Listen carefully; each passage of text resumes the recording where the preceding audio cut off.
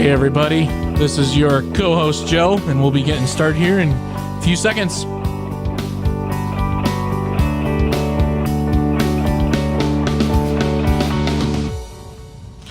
Hey everybody, welcome to Contemporary Conversations Live. And look at me, look at my hands in front of the camera. Oh, there I am. That's professional. Got my mask because we're social distancing. But if you didn't know, there's another guy in the room. Boom! Oh no, that's the wide shot. There he is, right there. Boom! There he is. Good morning, everybody. There he is, the Nick. Man, it's good to be back. Where's in the your seat. mask? You were supposed to put yours on. I left mine at home. Oh, okay. And I'm very upset. That's all right. You know what? We're 6 feet apart. None of us plan on sneezing on each other, so I am taking mine off because, man, it stinks when your glasses fog up. It's no fun at all. So, how's everybody doing? Let's go to the wide shot. Nope, that's Nick's face. There we go, wide shot. Hey! See, we're rusty. We got to get back into the groove. We're about 6 feet apart here, so, if we cough, we're coughing in the microphones first, and, of course, Nick's like, if I cough on it, I can take it home. I'm good. So, how is everyone doing out there in the interweb lands? Welcome to Contemporary Conversations. We are back. If you didn't know, we're kind of behind a week, and that's mostly because my microphone's bouncing. But no, it's because the social distancing thing, and I think me and Nick both kind of got annoyed at having to record with a phone call, and I know Nick expressed it, didn't you, buddy? I did not care for it in the least. I realized that I don't like talking on the phone anyway. Like I hate talking on the phone. So the fact that I had to have it recorded via the phone was a nightmare. So I'm so glad that hopefully, I don't know, doctors and everybody's saying that we may be at the, either some say we're kind of at the tail end, some say we're over the peak, some say they don't know, which is probably the most truthful answer. But hopefully now we can actually get back to recording these together, because I missed Joe a lot. And I missed Mr. Nick, and so we decided, since, the governor's kind of relaxing these social distancing things over the next week, that, you know what, we're still in, what do you want to call this? We're still within the guidelines. We're under 10 people, because even with my wife and kids scattered throughout the house, we're still under 10. And, barely. Yeah, I know. The size of your family. Yeah. And, but you see Nick's beautiful face there. But also the thing that was hard when you're trying to do the phone calls is, even though we have a good rapport here, we do give each other eye contact and nonverbal cues when it's our turn to talk. And so you couldn't do that. So I don't know if you noticed in the past few podcasts, there'd be like, yeah, and da-da-da-da. And there'd be this long pause, and then all of a sudden Nick would be like, oh, yeah, and then, or I'd be like, okay, Nick, go ahead. Yeah, I didn't realize how much I relied on verbal cue or nonverbal cues, to really get a good thing going, get our groove in. So yeah, it's hopefully, man, I hope we don't ever have to do that again. Like not for as long as we had to with the coronavirus thing going on with the Rona. So hi, Corona. Yeah, we got it. Yeah, we're a band. We're an American band. If you're younger than 30, go look it up. Yeah. So we're back. And so we thought, what a great way to come back, which was to come back live. And to, number one, you could see my gruffy face. He, has to show up for work sometimes during the week.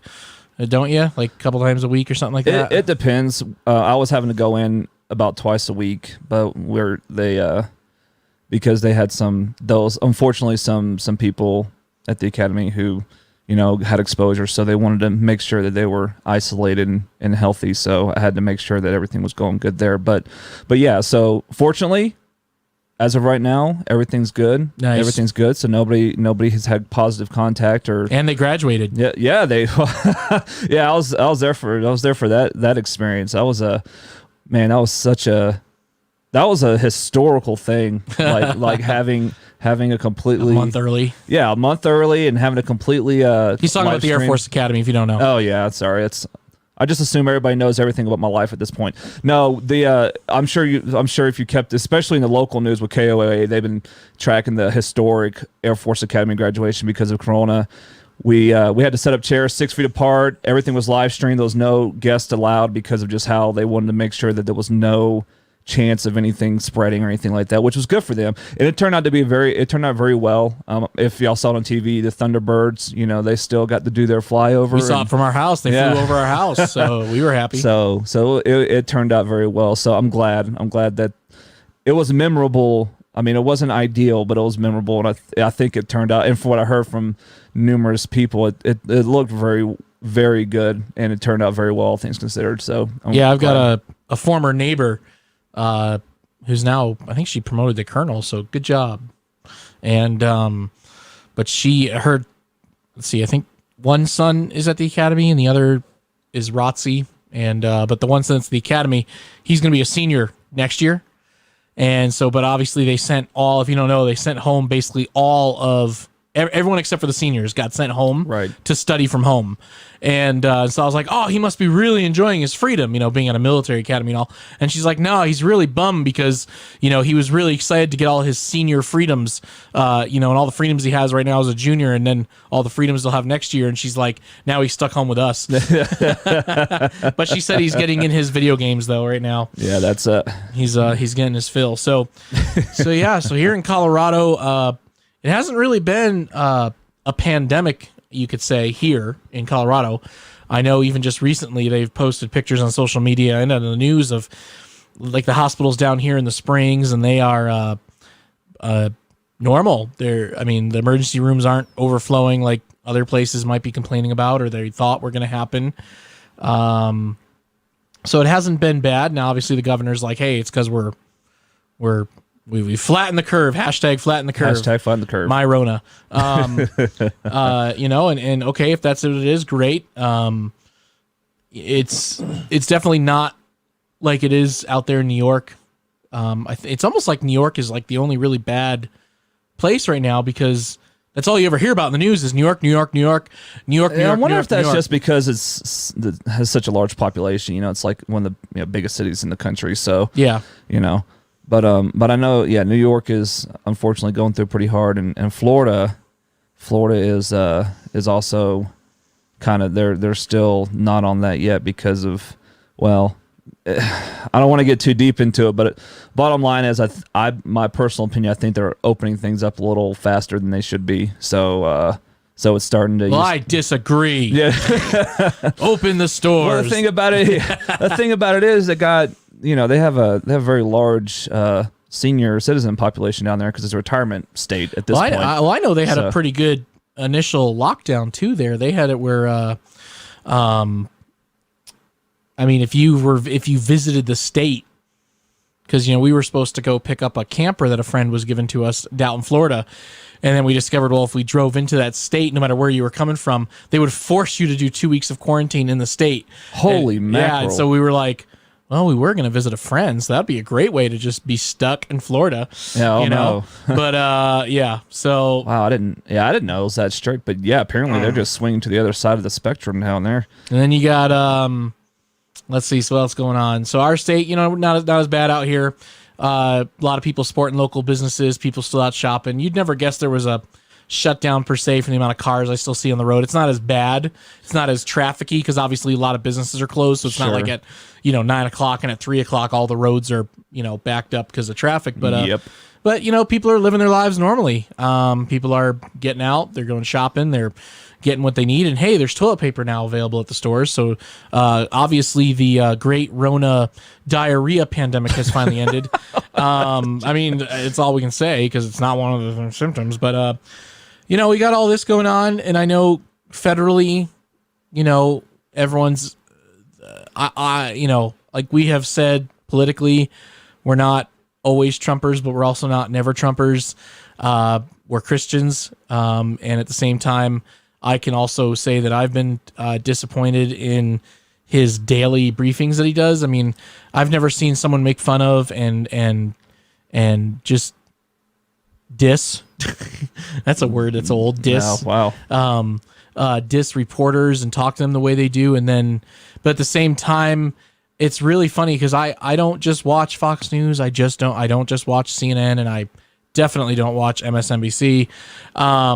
But what I do try to do is take a balanced approach to what I'm reading and looking at. But it's just been hilarious how one side is like Trump is our hero and the other side is Trump is the devil incarnate, and you're just like, okay, especially during this what's going on now.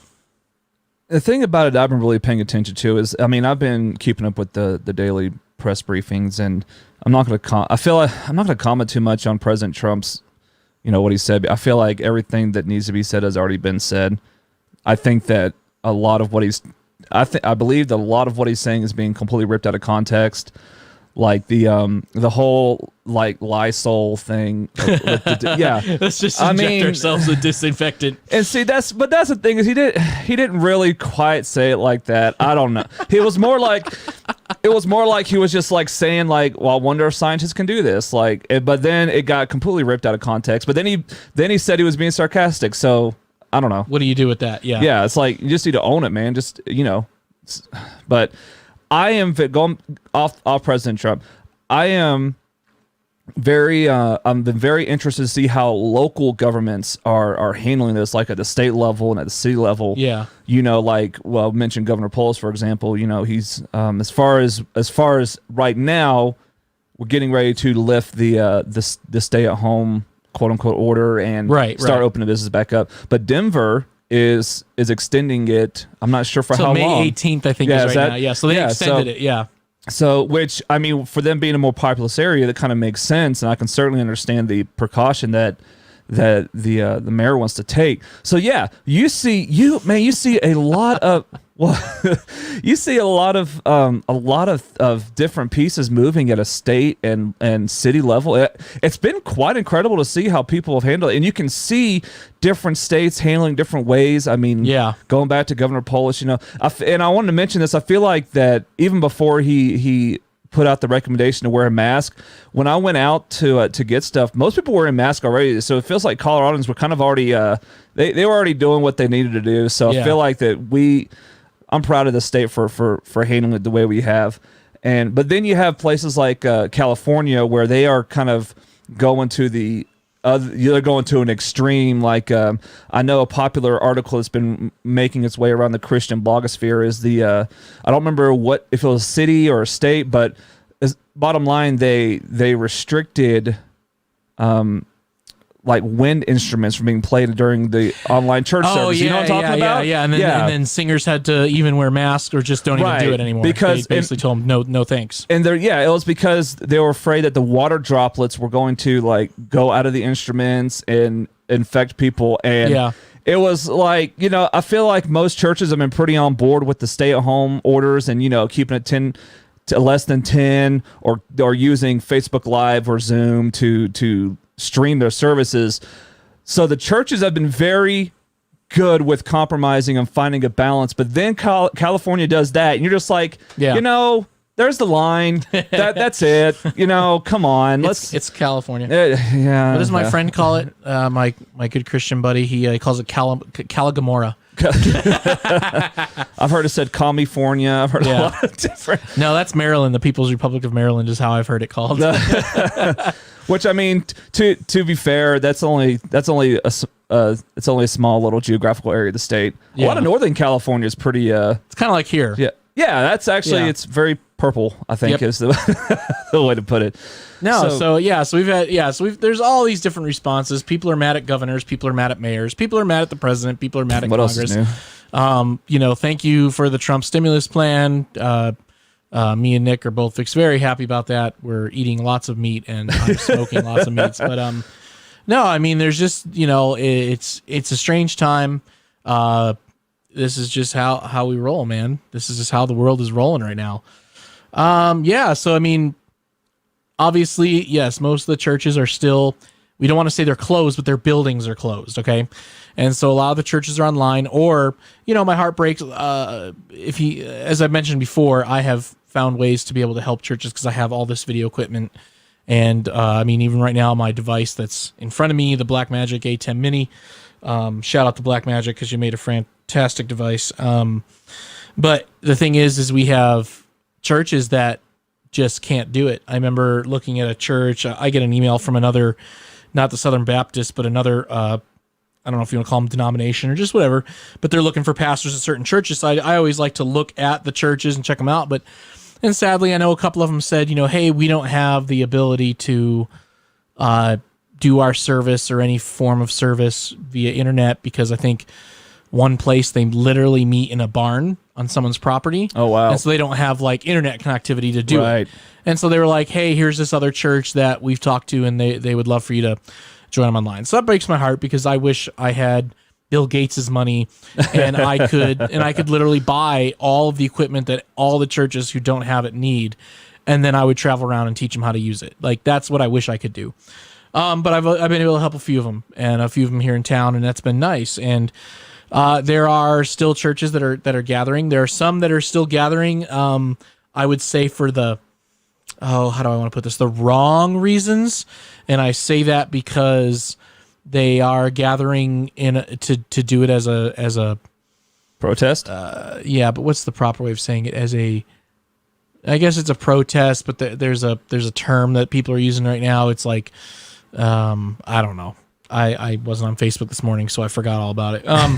But basically, yeah, they're protesting like the governor's orders, mayor's orders, whatever, and they're gathering, and we're talking, 100 people together in a room, and there are some that are saying, yeah, right on, and there are some that are saying, what is your problem? Like, why aren't you thinking about your fellow brother, your fellow sister, your fellow man, your neighbors? Especially when you're gathering in the hundreds and you're doing it above the 10, like, right? Because what is it after the? So like in our state, and like most states, it's no gatherings above 10 people right now.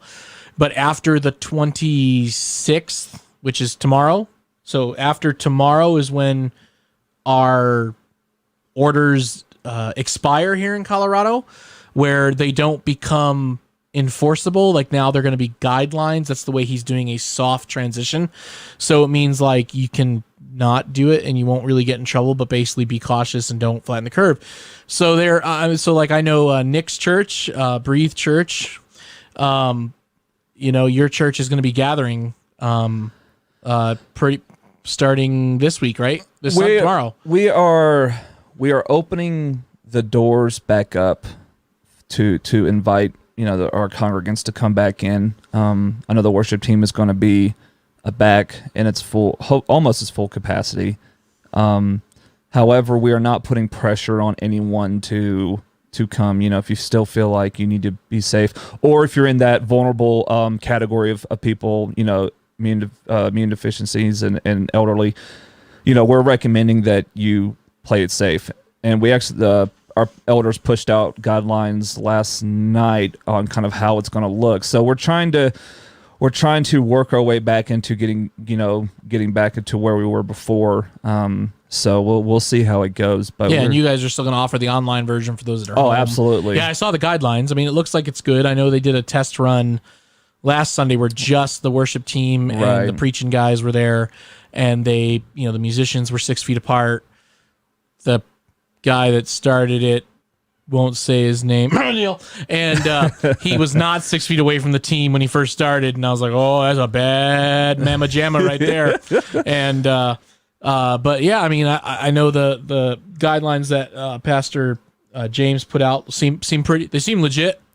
And we're trying to follow those guidelines that the governor pushed out as much as possible, because we want to be an example of we want to be an example of submitting to, the government as much, of course, within biblical reason, which Governor Polis has not done anything that, has made the Christians like California. Yeah. He hasn't went that far, so good for him. But yeah, we want to be an example of following those guidelines, and also just making sure to keep our congregants safe and healthy as much as we can. Yeah. So I'm looking forward to getting back into the building. It's been, I've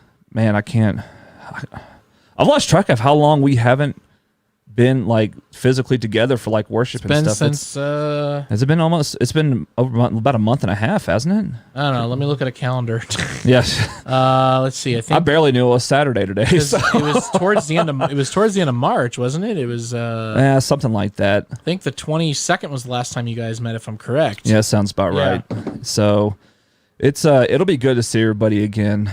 I know with using Zoom and streaming services, I mean it's good if it's all you have, but it is certainly not ideal. Right, because then So- you get into the whole what is the gathering look like, and obviously it's not like the internet existed back when Paul was writing his books and and Jesus was walking around. It just wasn't. Let's be honest. It was a totally different culture and a time, and now we live in a totally futuristic culture to them. I mean, they would be. I can imagine it would be like if Paul like just magically appeared here. He'd be like, Oh my gosh, I mean- he wouldn't know. yeah. He'd probably He'd be be scared. shocked. He'd be shocked by just books right here. I mean, just yeah. the amount of books here. I mean, but you got to imagine that, yeah, it's like, I know there are some hard lined reform people that will be like, no, gathering of the church only. This is, they will really get emotional about it because the 1689 says this, but we also have to remember that, well, the 1689, there was still no internet. And yes, there were plagues and diseases and certain churches maybe met, but a lot of times it was people were just dying left and right. There was really no one to show up for church. But the way I look at it is, yes, let's listen to the guidelines. Listen to Dr. Fauci. Don't listen to silly things like injecting yourself with Lysol. He didn't say that. I know. I know. It's fun to say. He's trying to trigger. He's trying to trigger. Yeah, me I'm now. going to trigger you. It's just fun to say because that's what's all over I CNN. know. It's But we, and then you do it to a point. You do it within the biblical boundaries of obeying the leaders and the government that's in place over us because it's all, we believe it's God ordained. We do. Romans 13. That's right. But also there are those that also say, hey, Romans 13 also doesn't allow it to be to the point where it's abuse and detrimental to the church and the growth of a Christian, et cetera. And then from there, you do as you do in China, which is hide underground. Yeah, that's a whole nother bag of badgers. But that's what they're doing. I mean, that Yep. they're, so the church buildings, so most of them are closed right now. There are those that are gathering out of protest. There are those like Breathe Church that are beginning to gather based on the relaxation of the enforceable orders here in Colorado. And, they are being in line with CDC, state requirements, all that stuff. I look at it like whatever you are doing, whether as leadership in a church or as Christians, that it's okay. If you have the capabilities to do it online and to keep doing so, do it. Because I know a lot of churches here in town, there is a large 55 and up community here that attend a lot of churches out here. And a lot of them are the majority population in the church. Right, and that's the thing about it is when it comes to these protests against the stay-at-home orders and all that, I think I'm trying to find a tactful way to put this. I can see where people how people can see it as almost a quote-unquote infringement, but there's also the understanding that you're staying inside not just because of yourself, but there is an entire population of people that can be really hit by this disease. So you have to take into consideration and think past yourselves when it comes to this. You're not staying home because the government says stay home. You're staying home to protect people. And that's, and I've been, keeping track of friends and family that I know from around the country. And there was two people that passed away from it, and they were, within the 50 to 60 range. And, it's kind of one of those things where if someone would have stayed home, would they have made it? And so you can't think of the stay-at-home order as an infringement, which I know it's hard because it just seems like right now it's the popular thing to say my rights are being infringed upon. And in some ways, it may be true. Like with California and the whole worship, not being able to sing during worship or had the mask on, there's certainly some, there's some justification there, but just to go drive around without a mask and go try to protest because you feel like your rights are being infringed, I don't know. That's such a hot topic. Yeah, and they've done it here too in Denver. Oh yeah, in Denver, yeah. And so that's the thing about it is it's just I know I have friends in both camps that they're saying that the stay-at-home order is infringing their rights and things like that. I don't want to say yes or no because I feel like it's kind of a personal conviction, but you really have to balance that out with with being safe for yourself and protecting others by not walking around without a mask or, frivolously going out. You have to consider others, and I know that might be, some people are like, oh, that's socialistic. No, thinking of others is not socialism. That's just being kind, and it's being thoughtful and empathetic to others' plights. There's nothing wrong with that. It's a biblical concept, ladies and gentlemen. So don't protest just because you think your rights are being infringed on, or because you think the Christianity in America is being persecuted, because it's not. I think we might have covered this in another episode, but Tom, I think it was with Scott, right? It may have been about. Yeah, with the whole persecution complex. Look, go to China or go out there, and then tell us about how we're persecuted. Yeah, no kidding. Don't get a persecution complex, Christians in America. Don't, because we don't have the right to make that claim about us being persecuted by any stretch of the imagination. No, it's when we look at Romans 13 and let every person be subject to the governing authorities, for there is no authority except from God, and those that exist have been instituted by God. Therefore, whoever resists the authorities resists what God has appointed, and those who resist will incur judgment. For rulers are not a terror to good conduct, but to bad. Would you have no fear of the one who is in authority? Then do what is good, and you will receive his approval. For he is God's servant for your good. But if you do wrong, be afraid, for he does not bear the sword in vain. For he is the servant of God, an avenger who carries out God's wrath on the wrongdoer. Therefore, one must be in subjection, not only to avoid God's wrath, but also for the sake of conscience. For because of this, you also pay taxes, for the authorities are ministers of God, attending to this very thing. Pay to all what is owed to them, taxes to whom taxes are owed, revenue to whom revenue is owed, respect to whom respect is owed, honor to whom honor is owed. And I love the next line, owe no one anything except to love one another, for the one who loves another has fulfilled the law. I like that. That's a good word. Because that's where I feel like, if you're a church that's doing it for the purpose of purposely thumbing your nose to your government and stuff, then I feel like, no, you're not doing it in love. You're not doing it for any other reason except for, maybe for you to be on TV and you to be in the news. Let's be honest with that. To fulfill that persecution complex. Yeah. I look at it like, for those that are staying home and they're choosing to, then we shouldn't be upset with them. We should encourage them and be praying for them, especially the ones that don't have the capabilities, right? To either to do it.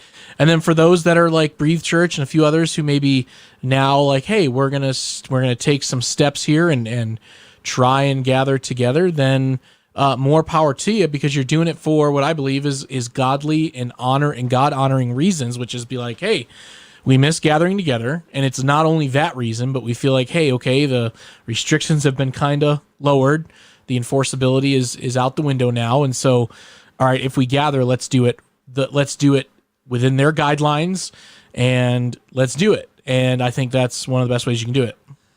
And I think that brings up a good point, that kind of expounding on the reasons why we do things. When it comes to our actions, the actions are important, sure, but there's also the heart behind it. Whenever I believe it was a Sermon on the Mount when Jesus was talking about, you do essentially, Moses says this, but I say this. You notice that Jesus is taking what the law, the Old Testament law was, and he's making it a matter of the heart. Like lust, for example. The law, Moses says, about committing adultery if you sleep with another man's wife, so on and so forth. But Jesus says, if you look at another and just think woman about her lustfully, if you think about it, then you've committed adultery in your heart. So think about that whenever you are, whenever we're doing these things or protesting or whatever.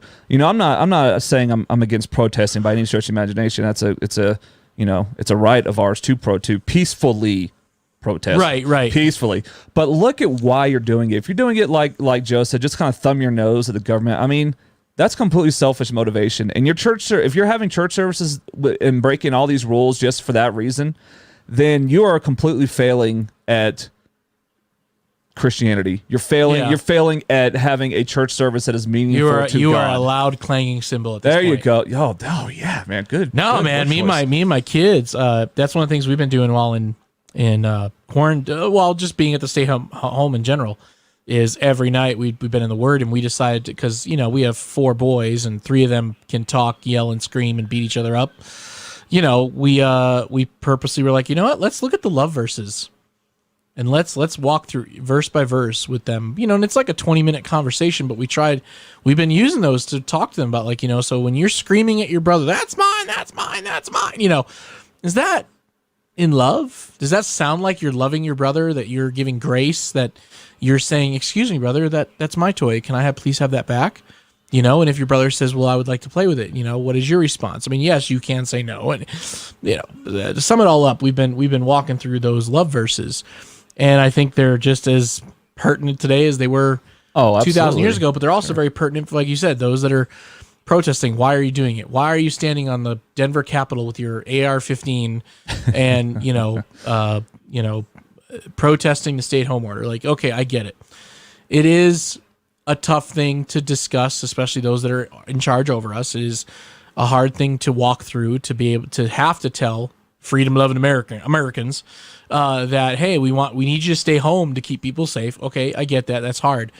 And yeah, and there have been all those conversations. Are we going to go through another recession? Is the economy going to crash?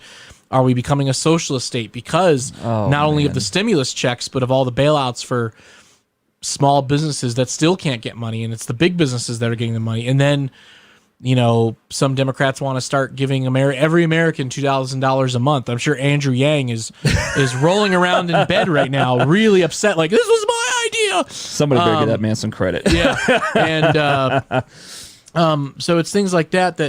So how does the church react? Which is the purpose of our podcast. Obviously we're live and we're just winging it today. We're just having a good time. But then how does the church respond? And I think the church in most ways has responded well. The church has continued to express its desire to pray for the leadership, to pray for the president, to pray for their mayors and their governors and their councils and the police officers and the first line, everybody. They've been making it a purpose. I know the Colorado Baptist, when we talked with Nathan, but I think they'll be starting it up again soon, but they've had Zoom prayer meetings where everyone's praying for everything from the economy to the leaders, to those that are without, to those that have, everything in between. And the church has done well with making, I think, good decisions, either to be online, to help other churches be online, and even the ones that are going to start gathering soon, like yours and maybe others, that they're making those decisions through prayer, and through understanding and continued thought and love and grace for their neighbor and their congregant members. Because as pastors, we have to always continually not just think of ourselves and not just think of the church, or we have to gather because, my Bible says so, or because the 1689 tells me I have to gather. No, we do it because we care about the flock. Our job and our what we're held accountable for is the flock, how we teach them, how we lead them, how we love them. And, if that means you're staying home and you're doing by Zoom or Facebook Live, great. If that means you're making the steps to gather again because you feel, okay, now might be good, things are relaxing order-wise, then great. Do it well and do it right and do it so it honors God. And still, like Romans 13 says, honors your government and honors those above you, even if they are not Christian. Because as the word says, God is not oblivious to what is going on. Right. He didn't go, wait, who's Governor Polis? Where'd he come from? No. Everything has a purpose and a place and a meaning and a time. And that's something that we as Christians, that's why for those of us that aren't thumbing our nose and having these panic protests, we have hope, we have trust in the Lord, and that's what keeps us at peace. Absolutely. And I kind of going with that, I think that everything that's happened has really shown, in general, kind of the motivations behind why churches are existing. Like, that makes sense. I'll show you an example. You have churches that are thumbing their nose at the government. This is our freedom to meet or whatever. I mean, and then you have pastor. I use pastors, that term very loosely, with Kenneth Copeland. Yeah. With The breath of God kills you, COVID. I like the rap song they made out of it. Dude, there's some fire beats. Back to what you're saying. Yeah, I got told off topic. But you see, I mean, but the media picked up on that and really showed how those quote unquote faith healers are reacting to this, and I don't see anybody healing anybody. So, and then you have churches that are kind of taking their time, and what it boils down to, like, I lost my train of thought with the whole Kenneth Copeland hip hop beats. The bottom line is we've seen different churches and different pastors react in different ways. So it has really put a spotlight on a lot of these churches.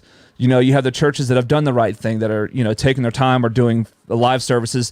Then you have these churches that are using their pulpit as a political motivator to try to drive an agenda. Right. And then you have Kenneth Copeland, who's just trying to fill his pockets with cash. Yeah. So, or my favorite was what this past Easter, let it be known, we are not fans of people like Stephen Furtick and Andy Stanley and people like that who just peddle themselves. We'll get to that. We'll get to them one day. I saw the Easter service that was pre-recorded, and he's running around the stage, and he turned the resurrection of Jesus into something about kick things in your house and yell, "Come alive" for the things in you that God is trying to tell you to.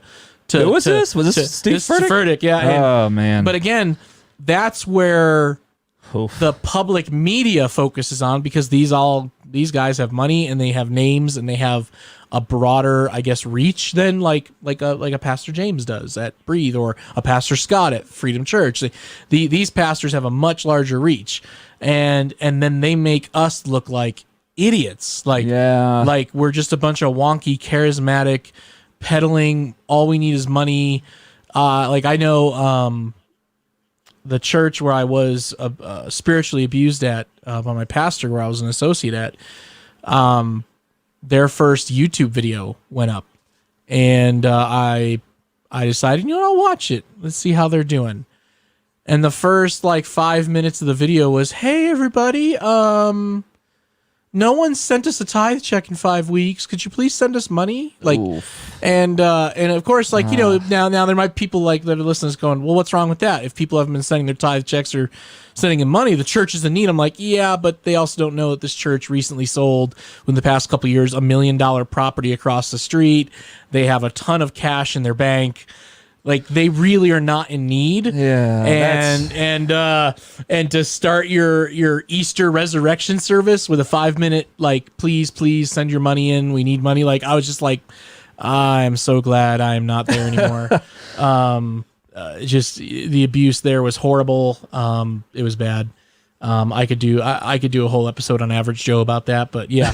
What I'm trying to say is there are these pastors that have the money, they have the reach, and they make the rest of us look really bad. And it's the tendency of media, social news or otherwise, to sensationalize things. And let's be quite honest, a lot of pastors are already sensational as it is, so they're grabbing onto an opportunity to push something that'll get watched or get clicked on or things like that. So it's unfortunate that's taking place, but to put a positive spin on it, I feel like most churches are doing things the right way. I feel like most churches are keeping a level head about this and are being very charitable to their communities during this time. And so good on I don't know. I've been pleasantly surprised with how well churches have adapted and reacted and have shown themselves to be true churches with what they're doing. You have the what is it, the smallest crowd has the loudest voice kind of thing. So this minority of churches. Hear me roar. I wasn't gonna.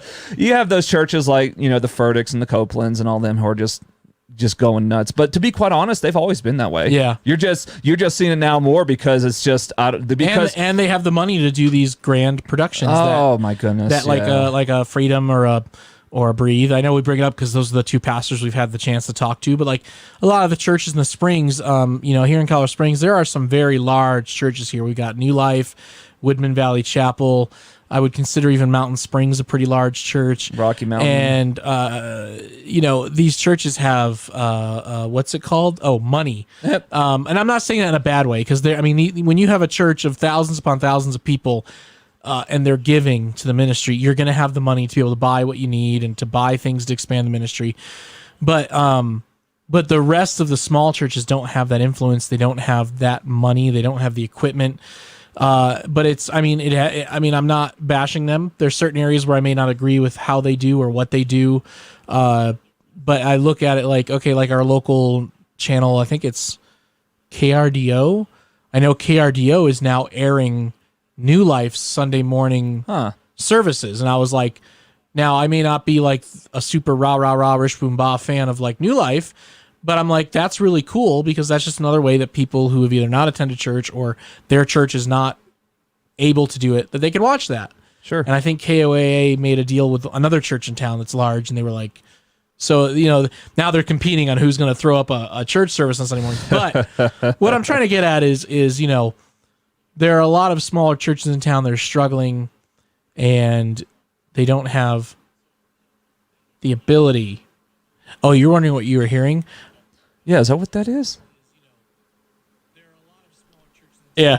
It's picking. We if you don't know what I'm talking about, I'm on the camera, is we throw up on 5G our stream so that we know that it's good and that you can see it. And then if anyone says hello, we can maybe say, Sorry, hey. I've been hearing this for like the past 15 minutes. And I didn't realize the volume was up. And so it's been slowly leaking in my mic, but I wasn't really hearing it. I was wondering, Oh, man. Nick's over here going, Yeah, I'm just trying to figure out what's what that noise? noise. And I'm like, what is he doing? And then every time I'd go, and then I'd be like, I'm starting to hear it too. And then I realized it's because the Sorry, volume. I didn't mean to distract. Hey, Facebook and Periscope and YouTube, we see you because we put it up on.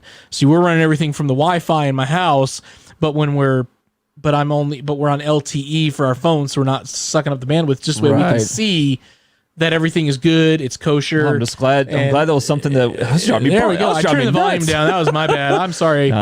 It's all good. I distracted him with that and Kenneth Copeland. It just happens. Fire of God, breath of God. Yeah. Okay. Back to what we were talking about. So, goodness gracious. So churches in general have been doing very well. Now, obviously, a lot of the churches that are doing well are not really seen because obviously we're smaller, like places like Breathe and Freedom and all like the smaller churches in town. They're smaller, so it's not like a well-known fact. But of course, nationally, you see Copeland and Furtick and Andy Stanley and Bethel and all these other churches that really do not ascribe to Christianity in its orthodox ways and true biblical meaning that make us look like that. That when people hear you're a Christian, they're like, oh, okay. So you don't believe this is a pandemic, or oh, you're just going to pray it away, you know? Right. And it's like, it sucks when people see that and they say that's Christianity, and we have to go, it's not. it's just sadly that they get a lot more airtime and public viewing. And you know, there's times we should care about that. We should, because it does affect the I don't know, the view of Christ's church. But there are times that, you know, we just need to not worry about it and just ignore it, because we have to care about the people that we are serving, the people we are loving, and and this community that we're in, and let them see us by how we live, how we pray, how we love, and how we work for Jesus here on earth. And that's what matters most. Sure. And, you know, we should always be cognizant of how we are representing Christ in general to, you know, the unbelieving world. But ultimately, the unbelieving world is going to think whatever they're going to think. If your church is preaching the gospel, taking care of its flock, spiritually developing its members, then don't be wrapped up with what, you know, the Furticks or the Copelands are doing, because they're just going to do what they're going to do. I mean, Paul was calling out people in his letters. So it's not anything new. So while we can certainly, there's a place and a time to discuss discernment and discuss what those people are preaching and how terrible and how wrong it is, ultimately the church is here to further the gospel and to disciple Christians. And Amen. So evangelism and discipleship, those are our focuses. So, you know, we're talking about these guys because we're just kind of, you know, we're catching up on some things, but ultimately the focus of the church should be furthering the gospel and discipling its members. Yeah. Because that's what pastors do. Pastors don't, you know, They don't overly concern themselves with what the wolves are barking at. They are looking after their flock. So Amen. Keep at it, churches, because I'm proud of Breathe. I'm proud of Freedom. I'm proud of a lot of the churches I see. Give a shout out to Oxford Assembly of God back home in Florida. How these churches are grasping. They're taking the reins on technology, and they're taking the reins on using this to the best of their ability. And I think that investment is going to be returned to them by leaps and bounds down the road. So good on those churches in particular. I'm proud of y'all. Proud of y'all. So, and that's what we wanted to come on and say. Hey, number one, we're alive. The Rona didn't take us. Our families are healthy. Our kids are antsy. my so are goodness. we. Yeah. But we wanted to come back and just say we're alive and we're socially distancing and we're here. And really, we want to just kind of discuss with what's going on right now. I mean, obviously, there's a lot going on and a lot of information going left and right, misinformation, correct information, information made up out of thin air. Who knows? Oh, my goodness. Thank you, Yeah. social media. But we wanted to let you know that, we're here. We're here for the church. We're here to talk about what affects the church and how we can have some biblical thinking on these modern challenges. Amen.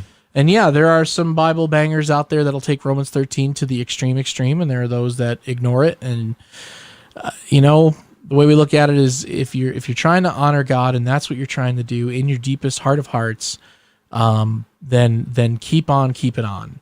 If that means you're going to stay home, then that's great. It means if you're going to try and gather, especially in our state where the things are being relaxed after tonight, basically, then if you're doing it for the right reasons and you're doing it to honor God and your neighbor and your community, and you're doing it in a way that still goes within the guidelines, 6 feet apart, whatever. I feel like that should be the new Southern Baptist standard for those that are like independent fundy Baptist churches that don't allow dancing in any way, shape, or form. Like 6 inches, we're like, no, 6 feet. Yeah, 6 feet. they were already on that one before the government got involved. Yeah. It's the funny thing, though. It's the independent fundy Baptists. They're the ones that are like meeting in hundreds of people in their churches, like they're thumbing their nose. It's kind of funny. Oh, how the turntables. Yeah. So we just want to say, hey, out to the world. We're glad you joined us today. And actually, today, me and Nick are going to record a couple episodes. Yeah, we got some catching up to do. We got to put some episodes in the docket. But before we do, and after we get off here, we're gonna go smoke some wings and finish smoking some ribs. And we're gonna fill up our gas tank so that we can hopefully talk, and maybe we might fall asleep because we're so full. But we're gonna do all we can, right? That's right. And we are, with this whole pandemic thing is it threw everybody off the routine. It threw everybody for a loop. But I feel like we are, at least I'll speak for myself, I'm getting back in my zone.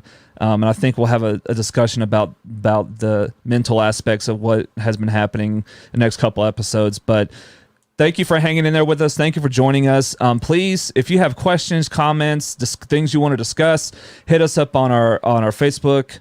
And you can email us at contemporaryconvos@gmail.com. Yeah, I was trying to remember what our email address was. So contemporaryconvos@gmail.com. So yeah, feel free, because this is an open forum. We want to have discussions and we want y'all to be involved. So please comment on the video, hit us up on our email. Some of y'all have my phone number, so y'all can just call me and say, hey, let's talk about this. So, but thank you for joining us today. It's so good to be back in the seat. Yeah, it's so good to be with Joe, to be with y'all. So nice not to call you. Oh my gosh. Phones. I hate phone calls so much. I'm never going to get over phone calls. Most of America hates phones. They just text most of the day. So me to you, technically Nick and I to you. Let me put him in the video in the bottom corner here. Hold on. Let's see. That's gonna be camera 1 is Nick. There he is. Now we're both looking at you. Let me make it bigger so you can actually see his face, because this technology is really fun. Got kind of a ruddy look going on right now with. Yeah, you should grow your beard. There we go. Now you can see me and man. Nick. Nick's right here. We're just gonna point at it because it's just fun to do it. Say that. Oh no, I'm sorry. Nick's right there. Right there. Stage left. There he is. That's where Nick is. I didn't know where I was in the video camera. We love you guys. Hit us up. We're here for you, and we're looking forward to recording the next few episodes. We're going to talk about just some real hard situations when you're dealing with being at home, whether you're alone, whether you're married, things that can still affect you and affect you mentally and spiritually. So just know we're here. So I'm your host, Joe. And I'm Nick. And same bad time, same bad channel. Hopefully every Tuesday at after midnight the episodes will drop. But you get this one special live episode. So peace out. Let's hit the outro music. No. Is that our second one? Do we have different intro? Yeah, no, not that. The next one down from the top one. Down. You are not getting your directions right. There we go. There we go. There's our outro Oh, my music, because goodness. usually I'm the one pushing the buttons, but since we're 6 feet yeah. apart, I'm not leaning in and going, hey, Nick. So he's got to cover it. So we love you, and God bless you. Stay healthy, stay safe.